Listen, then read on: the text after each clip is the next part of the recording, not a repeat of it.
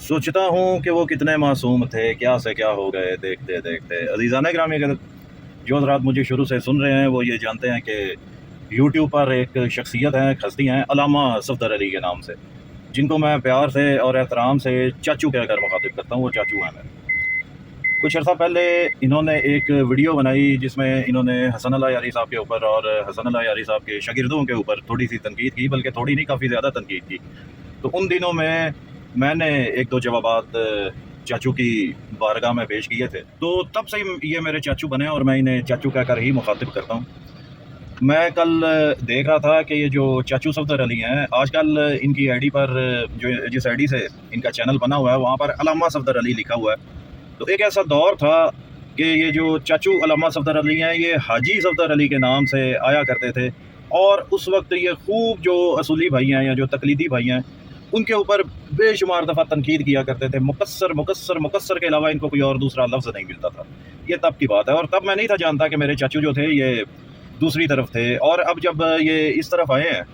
तो इसके पीछे अब मुझे बड़ी हैरानगी हुई। तो मैं अपने चाचू से ये पूछना चाहता हूँ कि क्या वजूहात आपके साथ ऐसी पेश आई जिन वजूहात की बिना पर आपने पार्टी चेंज कर ली। और जब चाचू उस वक्त उस पार्टी में हुआ करते थे तो ये खूब रगड़ा लगाया करते थे, ये असूली भाइयों का और तकलीदियों का ये बहुत ज़्यादा तनकीद किया करते थे, और बड़े अपनी तरफ से ये एक मलंग बन के सामने आया करते थे, और अपना तारुफ भी ये इसी तरह से ही करवाया करते थे। तो अचानक से मैं चाचू से पूछना चाहता हूँ कि आपने जो पार्टी बदली है, यानी जो आपकी नज़र में पहले मुकस्सर थे और भी आप काफ़ी ज़्यादा अल्फाज बोला करते थे, मैं वो अल्फाज भी नहीं आपके अभी इस वक्त दोहराना चाहता। तो अब आपने उन लोगों का रूप धार लिया, यानी जब आप हाजी सफदर अली हुआ करते थे उस वक्त आप नंगे सर आया करते थे, और जब से आप अल्लामा सफदर बने हैं उस वक्त अपने एक तो अपने नाम के साथ पहले जब हाजी आया करता था, वो हाजी अपने नाम के साथ से इन्होंने हटाया, और हाजी हटाने के बाद अलामा लगाया। अलामा लगाने के साथ अपने सर पे जो है वो अमामा पहन लिया, और अबा कबा के साथ अब सफदर चाचू जलवा फरोज होते हैं यूट्यूब पर। तो जो इसके पीछे राज है, अगर वो राज अगर आप अपने भतीजे को बता देंगे तो शायद आपके भतीजे का फ़ायदा हो जाएगा, हैं जी। और आपके लिए भी ये खुशी की बात होगी कि जो बच्चा आपको इतने प्यार से इतने अदब के साथ बुलाता है, चाचू कह के बुलाता है, तो यकीनन अगर मेरी भी इस्लाह हो जाएगी तो इसकी खुशी आपको भी उतनी ही होगी। तो चले ठीक है, लोग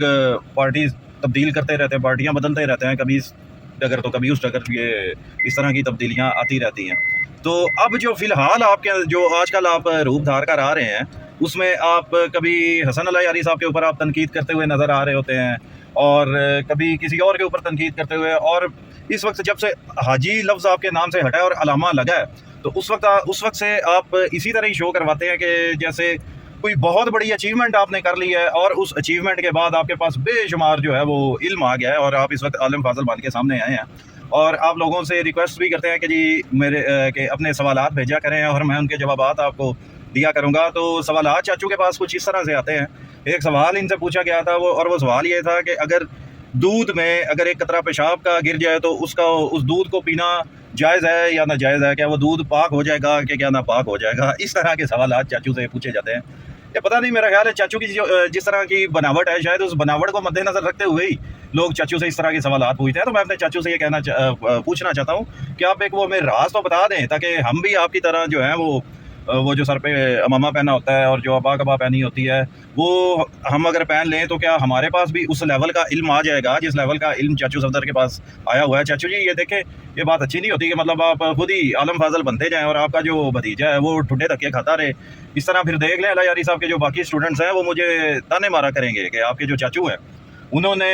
ऐसा इल्म अब हासिल कर लिया है कि वो हसन अल्लाह यारी के साथ इख्तलाफ करने की अब जुर्रत कर रहे हैं। तो मुझे आप जो इल्म आपके पास है उसमें आप मुझे कख भी नहीं दे रहे होता है ना। चलो बंदा अपने भतीजे को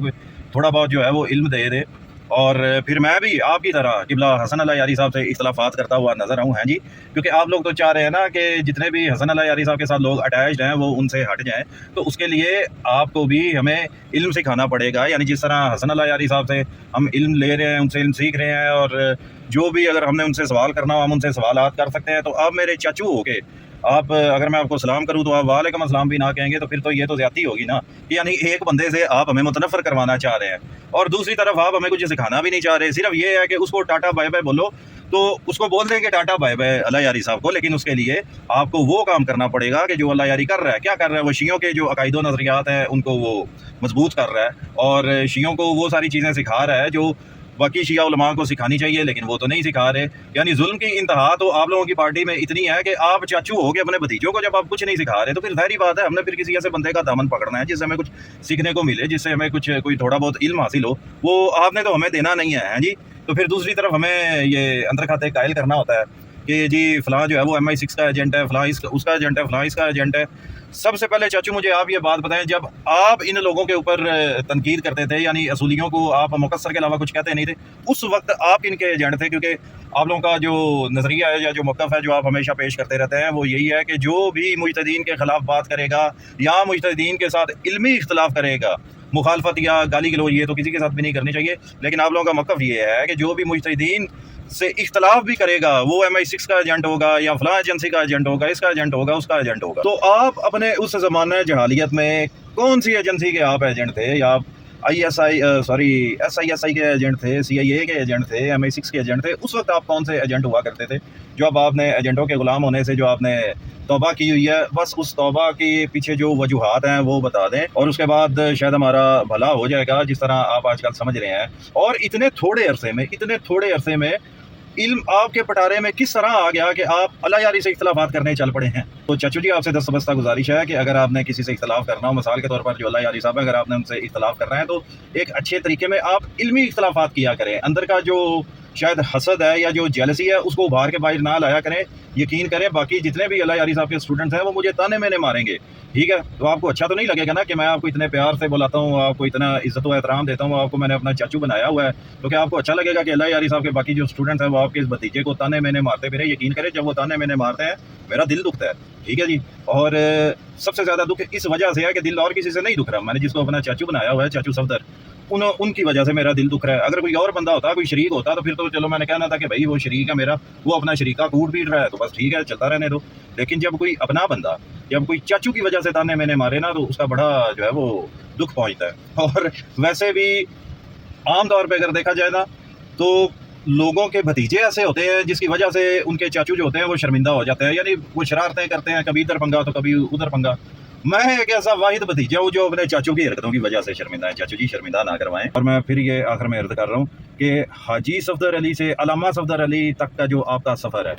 وہ آپ نے اتنا لمبا چوڑا جو سفر ہے وہ آپ نے یہ سال ڈیڑھ کے اندر آپ نے کیسے پورا کیا؟ اور سال ڈیڑھ کے اندر اتنا آپ کے پاس علم کیسے آ گیا کہ آپ کو یہ لگا کہ میں اب وہ شخص ہوں جو اپنے مجتہدین کا دفاع کرتے ہوئے حسن اللہ یاری کے ساتھ میں علمی اختلاف کروں گا؟ اللہ یاری کے ساتھ علمی اختلاف سال ڈیڑھ سال میں مجھے اب یہ بتا دیں، وہ مجھے اب سکول بتا دیں جہاں سے آپ نے وہ الف نار اور بے بکری پڑھی ہے. تو